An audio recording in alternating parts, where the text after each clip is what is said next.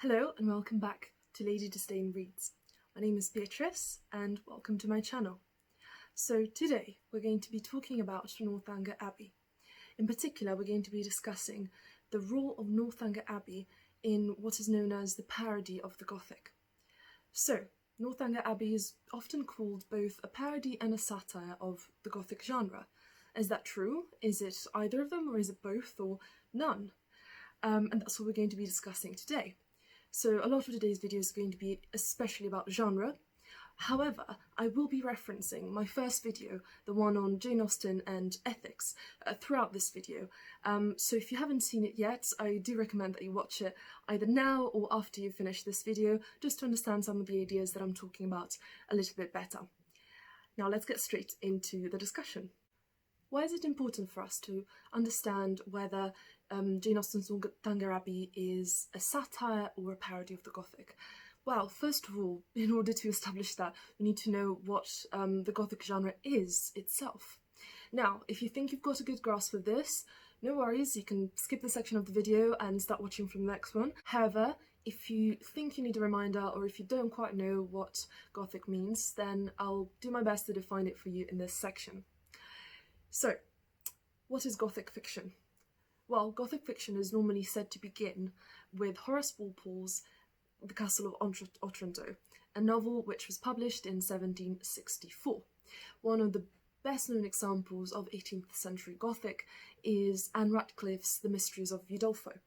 Anne Radcliffe's works are often mentioned in Northanger Abbey, which is why I think she's one of the key figures to keep in mind here. And that was published in 1794, so around 30 years later. Now, there are a few features that distinguish the Gothic as a genre that we can point to. Not everyone agrees on this, but generally speaking, you will find macabre elements, you will find mysterious deaths, you might find supernatural beings, such as vampires and ghosts and werewolves and such, or supernatural events. You might find a lot of horror, you might find unexplained mysteries and murder and just an excess of emotion. In particular, often you get this sense of pleasure from this excess of emotion, from this heightened sensation of fear or of dread when you're reading a Gothic novel. And this links to the idea of the Sublime. Now, I'm planning to make a whole video on the concept of the Sublime in the next few weeks, so keep an eye out for that. But for now, what I will say to you is that the Sublime is a concept discussed by Edmund Burke in his treatise of 1757 called A Philosophical Enquiry into the Origin of Our Ideas of the Sublime and the Beautiful. That's quite a mouthful. And this idea of the sublime is essentially the idea of taking pleasure in heightened sensations and in fear and in trembling and in dread. So it definitely applies to the Gothic as a genre.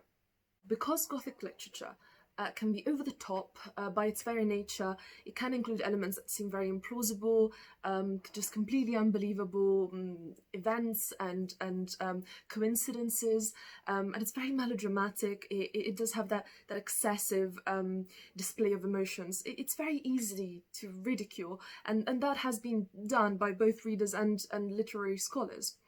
And many literary scholars, and many readers indeed, think that Jane Austen is exactly one of those writers who was ridiculing the Gothic in Northanger Abbey.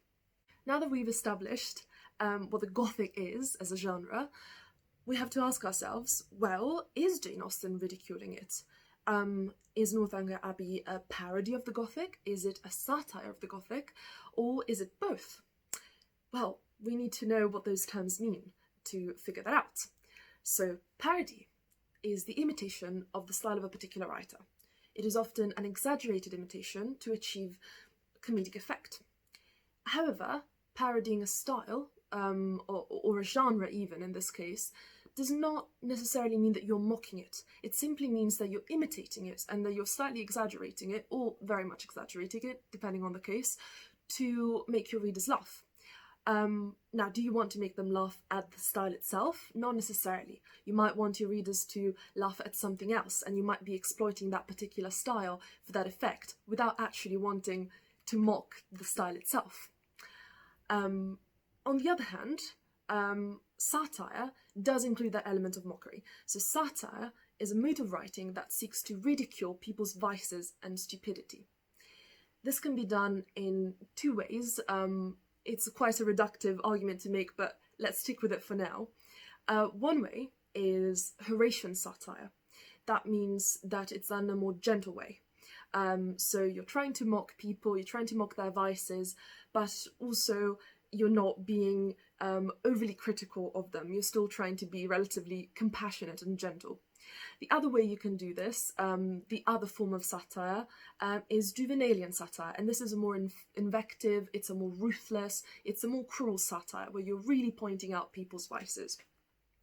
Again, these are quite stark definitions and distinctions, and I am planning on making a full video on different modes of satire in the near future. So, is Jane Austen writing a parody? Is she just imitating the Gothic, but maybe even out of admiration, not necessarily out of wanting to ridicule it as a genre? Or is she trying to mock the excesses of the Gothic? Well, a quick search will reveal that a lot of Austen scholars see Northanger Abbey as a satire. They will use parody and satire interchangeably in their articles and in their books on Jane Austen, but they do definitely think that it is a satire as well as a parody. So let's think of some examples. So there is an article by Professor John Mullen on the British Library's website, and it suggests this. Anne Radcliffe's fiction was the natural target for Jane Austen's satire in Northanger Abbey. Similarly, we have a Guardian article from 2017 which discusses a Jane Austen letter going to auction in which Jane Austen imitated the style of a contemporary Gothic writer. And this article claims that Austen satirised the Gothic genre. For this article, The Guardian also reached out to Janet Todd, whom I believe edited the complete works by Jane Austen by Cambridge University Press. And this is what she had to say when The Guardian reached out to her. Austen hugely enjoyed ridiculing other women writers and their improbable, sentimental, and Gothic plots. And other examples like this can be found all over the place, on online articles, in academic journals, and at academic publications and academic books, just everywhere. And I think even also readers feel that way. They think that Jane Austen is trying to make fun of how ridiculous Gothic tropes are. However, are these sources right in thinking this? Should we just take that at surface level, or should we question it? Well, we can certainly say that Northanger Abbey is a parody of the Gothic. That we know for certain based on the definition that we gave. Why do we know that for certain? Well, Northanger Abbey mimics a lot of the features you find in Gothic novels. It has an ancient castle, an ancient building, the abbey itself. That's very typical of Gothic novels. It has a tyrannical father, General Tilney. It has a mysterious death, the death of Henry Tilney's mother. It has a young, innocent heroine, and it has lots of sources of danger and mystery. For example, let's think of a few quotations that could help us with this. When Catherine is on her way to visit Northanger Abbey for the first time, she is with Henry, and he jokes that Catherine, as soon as she sees Northanger Abbey, will start imagining the house to be a source of danger and mystery, as if it was an abbey in a Gothic novel. So this is what he says. How fearfully will you examine the furniture of your apartment? And what will you discern? Not tables, toilettes, wardrobes, or drawers, but on one side perhaps the remains of a broken lute, on the other a ponderous chest, which no efforts can open, and over the fireplace a portrait of some handsome warrior, whose features will so incomprehensibly strike you that you will not be able to withdraw your eyes from it. You listen to the sound of her receding footsteps as long as the last echo can reach you, and when, with fainting spirits, you attempt to fasten your door, you discover, with increased alarm, that it has no lock. Well, Henry Tilney is definitely playing on a lot of Gothic tropes here, from the kind of novels that Catherine herself would have read, and Radcliffe's novels in particular. You have a mysterious chest, mysterious footsteps, a heightened sense of fear. So yes, Northanger Abbey definitely parodies the Gothic as a genre. However, when Austen is imitating or mimicking the Gothic, is she also satirising it? I don't think so. And the reason is that any interpretation of Northanger Abbey as a satire needs to square with the tradition of thought that we've had over the last few hundred years on what satire actually is. And I'm talking about literary criticism here. So the tradition of thought in literary criticism that has been trying to define satire for the last few hundred years. So let's get into this. So I'm drawing from a couple of different scholars here. We've got Dustin Griffin, who thinks that our reigning notion of satire as a moral art comes from the poet John Dryden, and in particular from his Discourse Concerning the Original and Progress of Satire from 1693. Similarly, Northrop Frye, in his work The Anatomy of Criticism from 1957, argues this: satire is militant irony. Its moral norms are relatively clear, and it assumes standards against which the grotesque and absurd are measured. He also argues two things are essential to satire. One is wit or humour, founded on fantasy or a sense of the grotesque or absurd. The other is an object of attack. Well, from this, what can we conclude? We can conclude that satire, in order to be rightfully called satire, has a clear didactic purpose.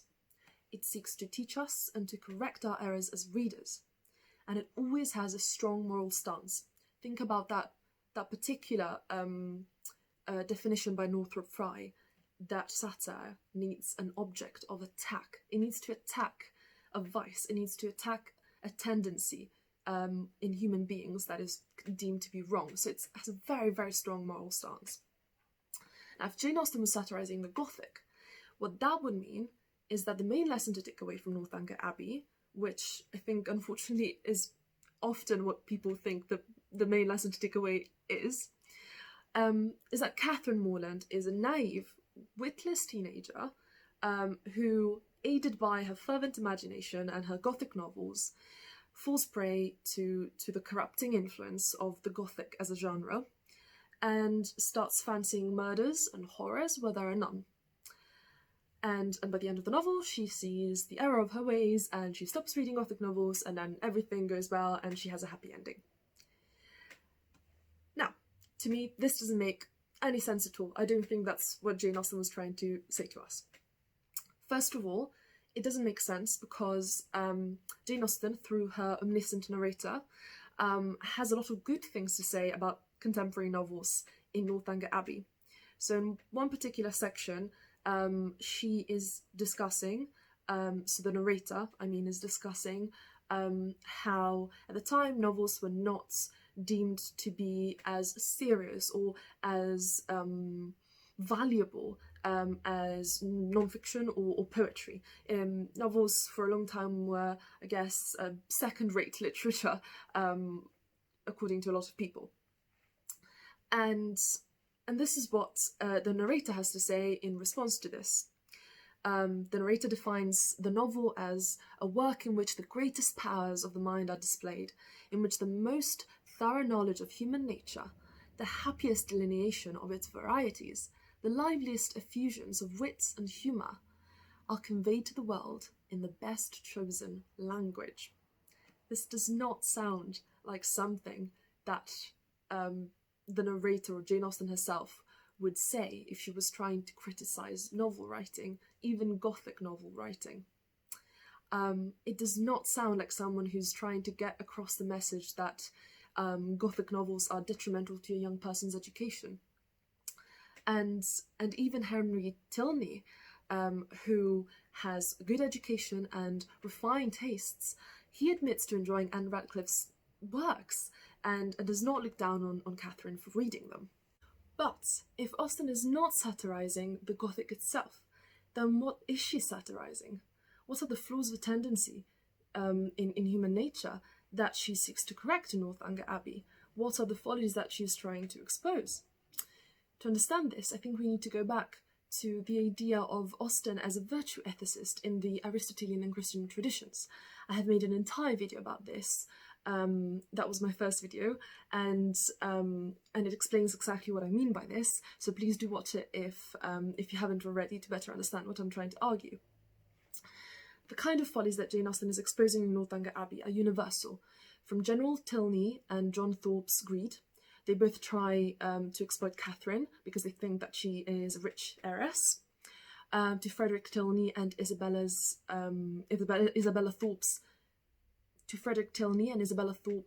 selfishness and vanity, as they flirt with each other, even though Isabella is engaged to Catherine's brother. Even Henry Tilney himself, although he's the hero of the novel, can be criticised as overly prideful. He rebukes Catherine for thinking that his father might have murdered his mother, only to then have to admit that whilst General Tilney is not a murderer, he is in many ways a despicable man who was cruel to his wife when she was alive, and who is still cruel to Henry's sister, Eleanor, even now. So what I really think is that Austen is making use of Gothic settings and Gothic tropes to reveal these vices in her characters. By doing so, she's not only educating Catherine herself, but she's also educating us, the readers. Because Gothic tropes have this characteristic of being over the top, everything is heightened in Gothic literature, it is easier to see people's wickedness. And the point that Austen, I think, is trying to make is that even in ordinary situations, we can detect the evil of people's actions, and even though they might not be as melodramatic as Gothic novels, the evil tendencies behind those actions are the same. So, my conclusion is that Northanger Abbey is indeed a satire, not of Gothic literature, however, but of the kind of universal and omnipresent human vices that we all experience and that we all need to recognise and avoid. I hope you enjoyed this video, and keep an eye out in the next few weeks for more videos. The content will be on topics like satire and parody, as I was saying before. I will try to explain the Sublime a little bit better in more detail, especially in Sense and Sensibility. And also I hope to make more videos on Jane Austen as a moralist. So see you then. Bye!